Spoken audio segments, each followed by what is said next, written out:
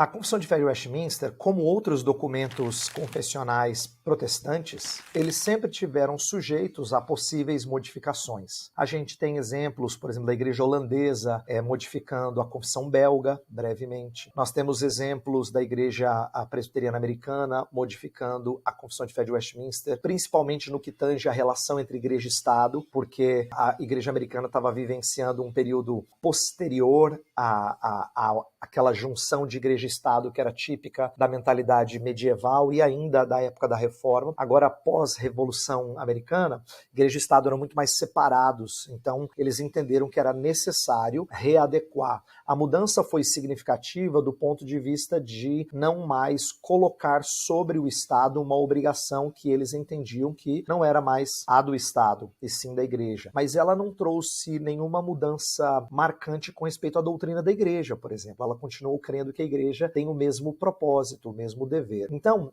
embora existam exemplos de mudança da Confissão de Fé e de outras confissões reformadas na história, elas não são recorrentes, elas não são comuns e elas são muito pontuais para resolver determinados problemas. Mas todas as vezes que você modifica, e algumas modificações não foram boas, vou dar um exemplo, a Igreja Presbiteriana dos Estados Unidos da América, a PCUSA, modificou a Confissão de Fé no início do século XX e acrescentou 2 novos capítulos que não são aceitos por muitos representantes da tradição reformada que aderem à Confissão de Fé de Westminster ao redor do mundo, inclusive a Igreja Presbiteriana do Brasil. Ela não aceita os capítulos 34 e 35 que foram acrescidos. Por quê? Veja o espírito da mudança. No início do século XX, a PCUSA achou que a Confissão de Fé de Westminster não falava suficientemente sobre missão e sobre o amor de Deus. Então eles colocaram lá um capítulo sobre amor e um capítulo sobre missão. Qual é o problema de você mexer numa confissão? Primeiro, você perde a sua historicidade. Você quer dar uma voz contemporânea a alguma coisa que foi escrito num contexto específico. E eu digo que isso é um problema porque aí a gente faz uma mescla de vozes contemporâneas com vozes antigas. Você deixa de entender o que eles tinham em mente naquela época quando eles escreveram isso. Segundo, a gente sempre tem problemas contemporâneos surgindo que a confissão não dará uma resposta específica àquilo. Então, se alguém perguntasse o que a Confissão de Fé pensa sobre aborto,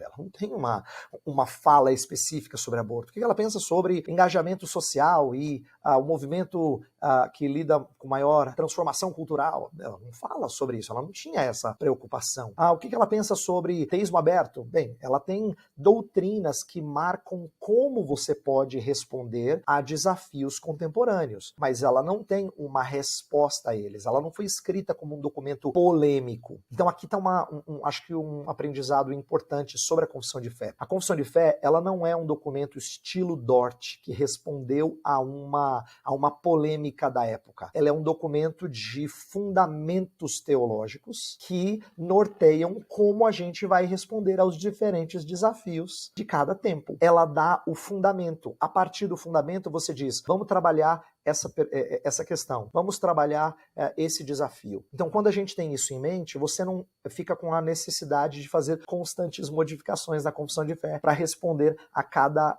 novo problema, porque ela não foi escrita para responder problemas específicos, embora ela tenha um contexto histórico, mas ela foi escrita para dar os fundamentos para você encarar novos desafios à medida que eles aparecem.